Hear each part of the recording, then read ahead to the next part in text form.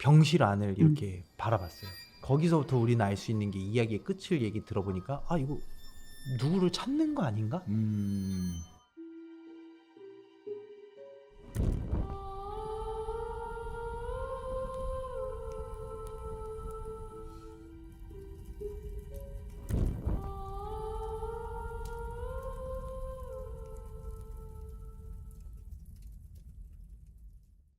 자, 좋습니다. 안녕하세요. 우리 안익명 씨.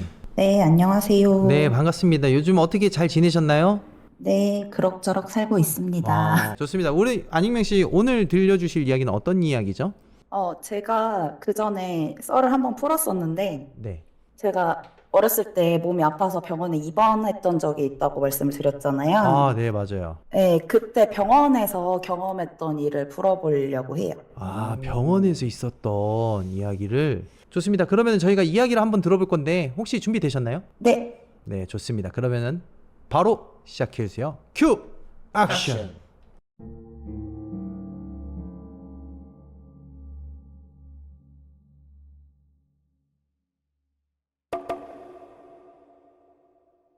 제가 어렸을 적에 병원에 입원했던 적이 있는데, 그거에 대해서 말씀을 드릴게요.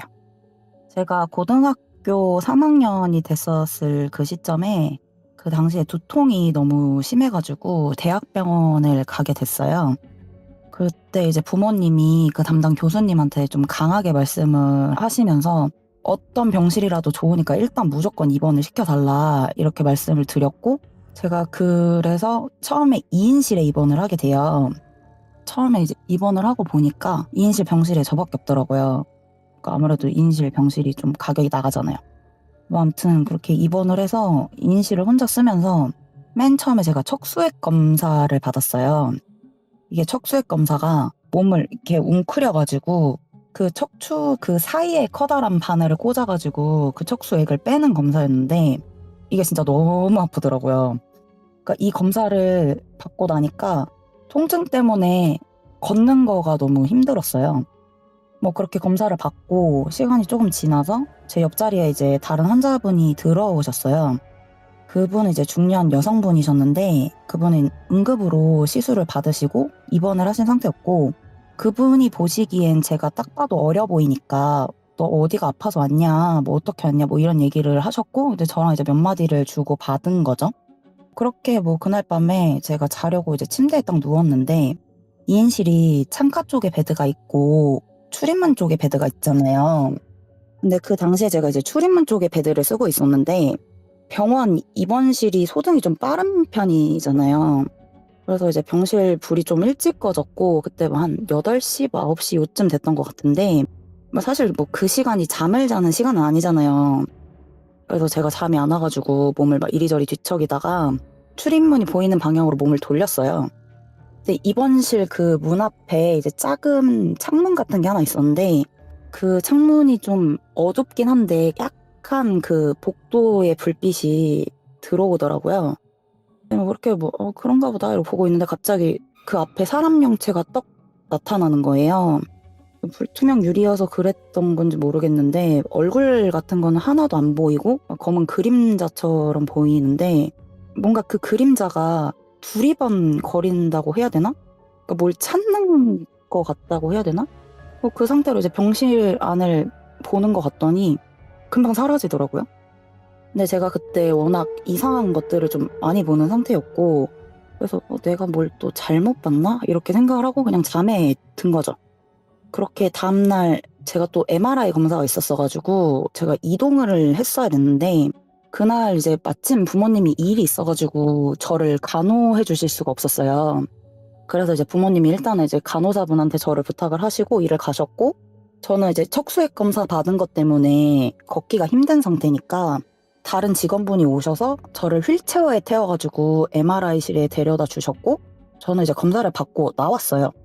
그때 이제 검사를 받고 나오니까 MRI 그 담당하시는 간호사분이 이제 병실로 돌아가세요 이렇게 얘기를 하시는 거예요. 근데 이제 그 당시에 제가 스스로 그 MRI실에 갔던 게 아니고 그 직원분이 태워주는 휠체어에 타서 거기를 갔던 거라 길을 모르겠는 거예요. 대학병원이 워낙 넓잖아요. 그래서 이제 주변을 막 두리번 거리고 있으니까 그 간호사분이 그 바닥에 이제 색깔 테이프 같은 거를 보고 그게 그 당시에 핑크색이었는지 노란색이었는지 색깔이 정확히 기억이 나진 않는데 그걸 따라서 가시면 됩니다 이렇게 얘기를 하신 거죠. 그래서 이제 저는 그 간호사님 말을 듣고 이제 그 테이프를 따라서 병실로 이제 돌아가는 중이었는데 막 가다 보니까 테이프가 이제 중간에 바래진 상태로 끊겨져 있는 거예요. 그러니까 또 어디로 가야 되지 하면서 또 막 헤맨 거죠. 근데 거기 주변을 막 이렇게 두리번거리고 있는데 어떤 아저씨 한 분이 보이길래 막 그분한테 가서 아저씨 저 이제 입원 병실 가야 되는데 저 거기 가려면 어떻게 가야 돼요? 이렇게 여쭤보니까 그냥 아저씨가 말없이 그냥 한쪽을 가리키시길래 감사합니다 하고 이제 그 방향으로 가니까 엘리베이터가 나왔고 그래서 그 엘리베이터를 타고 올라갔는데 모르는 길이고 완전 길이 다 막혀져 있는 거예요. 그래서 제가 다시 엘리베이터를 타고 1층이었나? 근데 정확히 층은 기억이 안 나요. 그때 거기 병원이 막 언덕이 있는 병원이어가지고 1층이었나 지하 1층이었나 그래서 완전 이제 밖으로 나와가지고 병원 본관을 찾아서 거기를 기준 삼아서 길을 찾아서 이제 다시 병실 쪽으로 돌아간 거죠. 왜냐면 제가 입원을 해 있을 때 아빠랑 종종 병원 본관 로비 쪽으로 나와가지고 그 주변을 산책했던 그 기억이 있었거든요. 그래서 제가 그 아저씨가 말해주신 거기로 나와서 그 건물들 주변을 막 빙글빙글 돌면서 뭐 우여곡절 끝에 그 병원 본관 로비를 찾아서 병실로 좀 돌아가게 됐고 좀 헤매기도 하고 막 허리도 아픈 상태고 이러니까 시간이 좀 많이 지체된 상태로 병실로 돌아가게 됐어요. 근데 이제 병실로 돌아가 보니까 엄마가 와 계시더라고요. 근데 엄마가 표정이 좀 되게 안 좋으신 거예요. 근데 엄마가 저를 딱 보시더니 너 어디 갔다가 이제 오냐고 이렇게 얘기를 하신 거죠. 그래서 엄마한테 MRI를 찍으러 갔는데 길을 잃어버렸어 이렇게 얘기를 하니까 엄마가 저를 한참 빤히 보시더니 너 지금 설마 걸어서 온 거야? 이렇게 물으신 거죠. 그래서 그렇게 왔어 이랬더니 엄마가 그때 완전 극대노하셔가지고 그 병원 관계자분들한테 엄청 따지셨거든요. 지금 척수액 빼내 걸어가지고 지금 여기까지 오게 만든 거냐고 뭐 이러면서 엄청 병원에 따지셨어요. 근데 이제 그 병원 관계자분들이 하시는 말씀이 그때 제가 알아서 걸어간다고 했다는 거예요. 근데 저는 그런 기억이 아예 없는데 근데 뭐 그런 상황이 지속이 되면서 막 언성도 높아지고 막 이러니까 제가 엄마를 말리면서 엄마 나 괜찮아 그거 조금 걷는다고 안 죽어 막 이렇게 얘기를 하고 저는 그 얘기를 하고 이제 다시 병실로 돌아왔는데 제 옆자리에 입원하셨던 분이 안 보이시고 그 베드가 싹 치워져 있더라고요. 그래서 이제 엄마한테 엄마 내 옆자리 분은 뭐 퇴원하셨어? 이렇게 물어보니까 퇴원하셨어 이렇게 얘기를 하시더라고요. 그래서 그렇구나 이렇게 생각을 했어요. 그러니까 왜냐면 처음에 이제 그분이 입원을 하셨을 때 엄청 간단한 시술을 받으셨고 곧 퇴원하실 것 같다고 얘기를 하셨거든요. 그리고 또 이제 다음 날인가 이제 때마침 또 4인실에 자리가 나가지고 저는 이제 4인실로 이동을 하게 됐고 뭐 또 이런저런 검사를 받으면서 이제 계속 병원 생활을 한 거죠. 뭐 그렇게 며칠이 지났는데 밤에 이제 자다가 이제 제가 화장실을 가려고 하는데 병실 안에 이제 화장실 누가 쓰고 있더라고요. 아무래도 4인실이다 보니까. 그래서 저도 이제 어쩔 수 없이 이제 졸린 눈을 비벼가면서 복도에 있는 화장실 갔다가 나오는데 제가 입원한 옆 병실에 검은 그림자 3개가 딱 서 있는 거예요. 저는 그걸 보고서 너무 놀라가지고 저게 뭐야 막 이러면서 그걸 이제 안 보이는 척을 하면서 그 그림자들을 피해서 이제 후다닥 제 병실 침대로 돌아왔어요. 그런 형체가 떡하니 서 있는 거를 처음 봤으니까 너무 놀라가지고 잠이 다 달아난 상태로 막 침대에서 이제 한참을 뒤척거리다가 다시 까무룩 잠이 들었는데 아침에 이제 좀 복도 쪽이 소란스러운 거예요.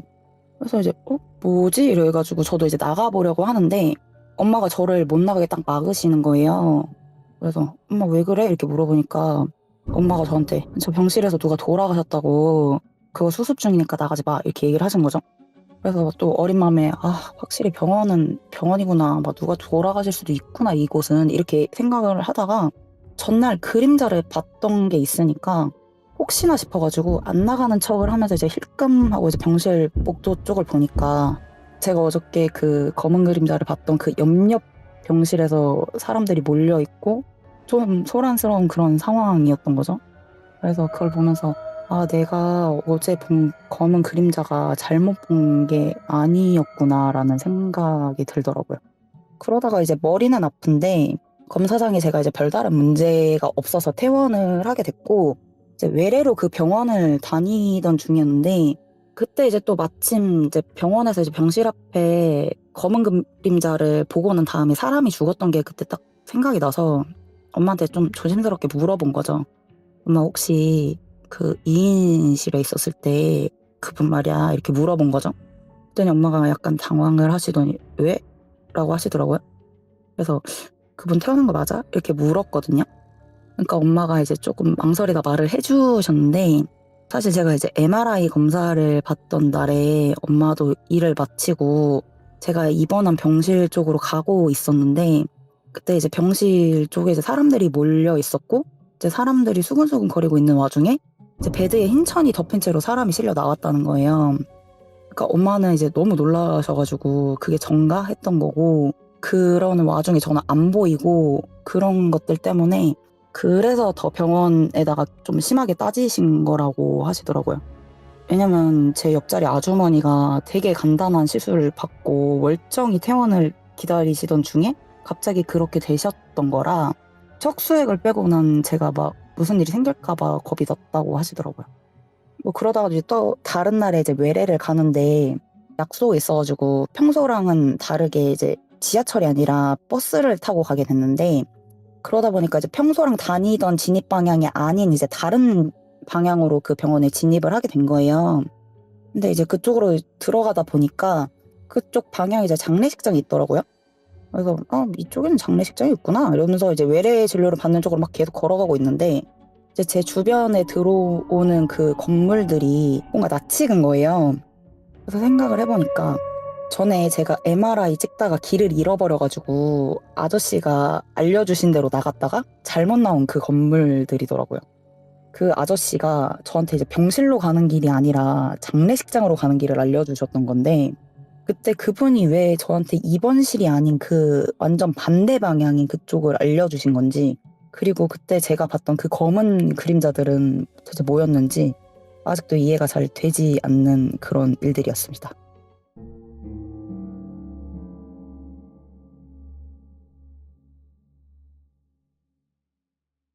되게 신기하네요. 장례식장을 알려준다. 어떤 의미일까요? 정말로 저도 계속 생각하고 있었는데 병실을 알려주지 않고 장례식장을 알려줬다. 저는 형님 모르겠어요. 이야기를 좀 들어보니까 네, 장례식장 방향을 알려준 날에 MRI 찍은 날이잖아요. 네. 근데 네. 그날 그 방에서 옆 베드를 쓰던 아주머니가 돌아가셨잖아요. 그것도 좀 연관이 있을 수 있지 않을까라는 좀 생각도 들고요. 뭐 연관이야 다 있을 수 있겠죠. 네. 음, 그러니까 이제 첫 번째로 가장 이제 이야기의 초반에 검은색 그림자가 네, 딱 이렇게 네. 두리번거렸잖아요. 네네. 병실 안을 이렇게 바라봤어요.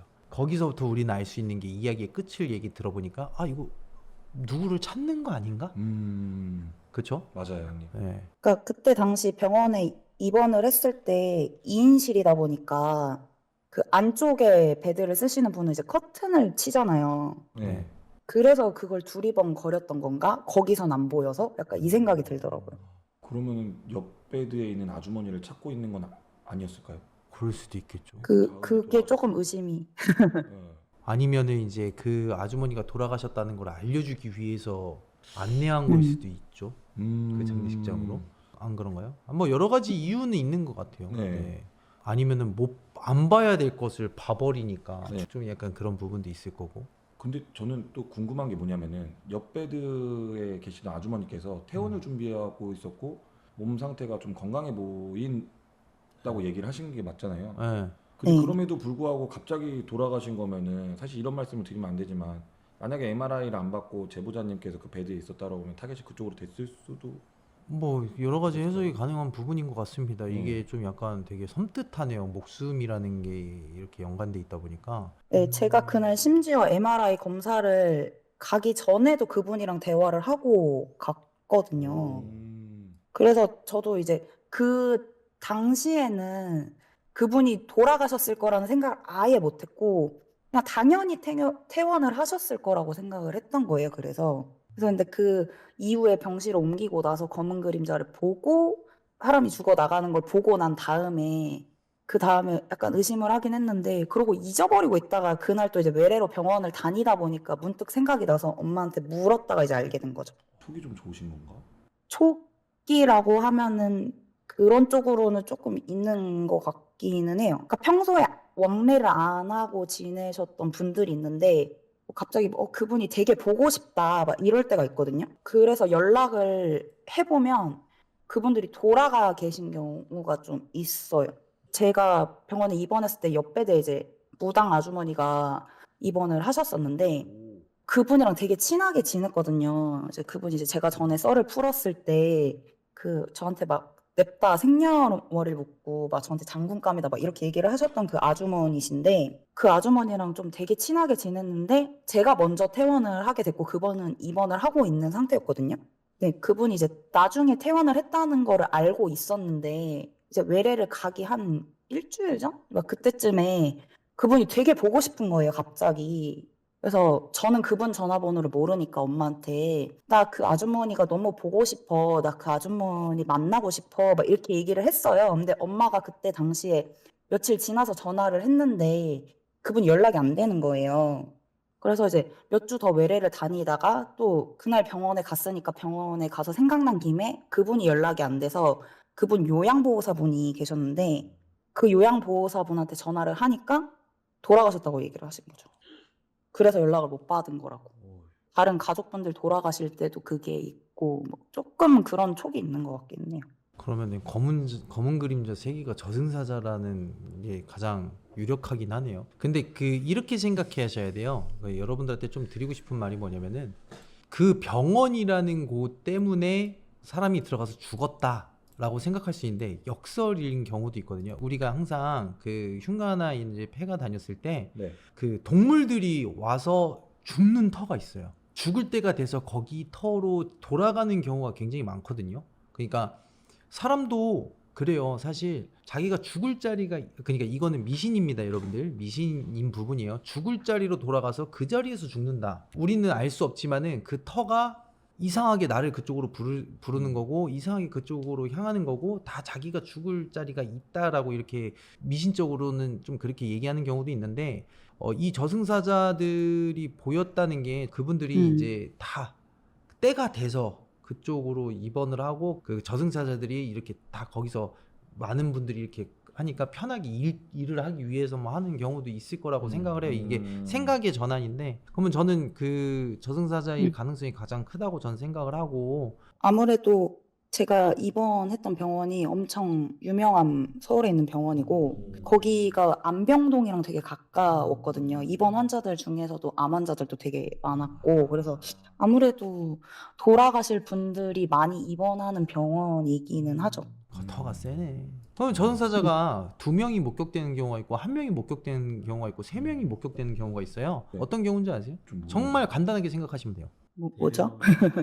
저승사자가 1명이 나타나는 경우는요. 네. 그냥 편하게 모셔갈 수 있을 때. 아, 2명이 왔을 때는. 네. 조금 힘들 때. 3명이 왔을 때는. 진짜 힘들 때. 그거 이렇게 생각할 수도 있어요. 1명일 경우에는 1명, 2명일 경우에는 2명, 3명일 경우는 좀 많은 인원 이런 경우가 있는데 보통 우리가 옛날에 그 민속 동화 같은 거 보면은 네. 전래동화죠. 네. 전래동화 같은 거 보면은 저승사자를 속여서 1000살까지 산 사람, 300년을 산 사람 막 이런 얘기 나오죠. 들어봤어요. 네. 네. 그 정도로 저승사자가 다 한 명이 움직이는 게 아니잖아요. 전래동화 맞습니다. 보면은 다 임무를 받고 저승에서 내려와서 네. 이렇게 명부를 이렇게 작성하는 일을 하는데 개 중에는 멍청한 애들도 있을 수 있잖아요. 그래서 그런 부분에서 한 명을 더 보조로 낀다거나 아니면은 뭐 이렇게 해서 알려주는 경우가 있는데 그래서 1명, 2명, 3명은 사실상 의미를 많이 갖다 붙이긴 했는데 그런 디테일한 의미는 아니에요, 사실. 그리고 또 저승사자마다 역할이 있어요. 한 명은 망자의 혼을 불러내는 역할. 딱 가서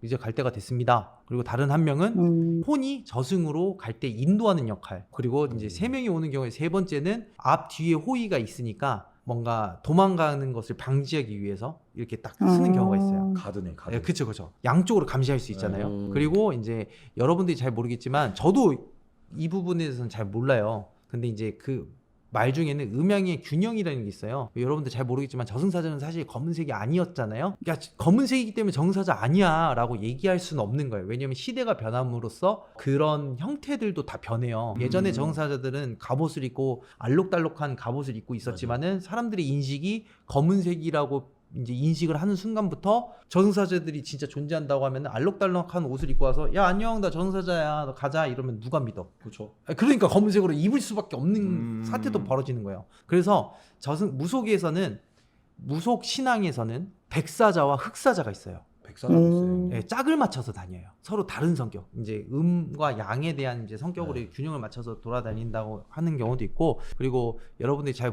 보시면 아시겠지만 목격당도 1명, 2명, 3명인 경우도 있지만은 보통 예전에는 좀 한 명이 자주 목격됐죠. 하나. 우리 할머니들 얘기 들었을 때는 한 명이 주로 한 명이었거든요. 맞아요. 근데 근래 시간이 지나면서 맞아요. 영화가 나오고 사람들의 인식이 변하면서 이제 3명, 2명으로 바뀌는 경우가 좀 많이 있습니다. 네. 하긴 옛날 이야기 들으면 다 한 명. 네, 예전에는 한 명이었어요. 좀 재밌는 게 그거예요. 백사자에 대해서 여러분들이 좀 궁금해하실 수도 있는데 저도 잘은 몰라요. 그래서 백색 관복을 입고 두루마리가 이렇게 상투 막 이렇게 다 하얀색이야. 우리 그 저승사자는 다 검은색이잖아. 네, 그렇지? 그리고 백사자가 하는 일은 이쪽으로 오세요. 이쪽입니다. 하면서 되게 성격이 부드러워.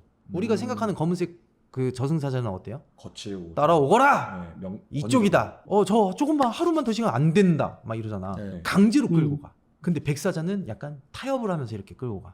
이쪽으로 오세요. 아유 안 돼요. 완전 정반대의 성격인 거야. 그러니까 검은색 저승사자는 집행관 역할에 가깝고 하얀색 백사자는 길 안내자하고 좀 가까워.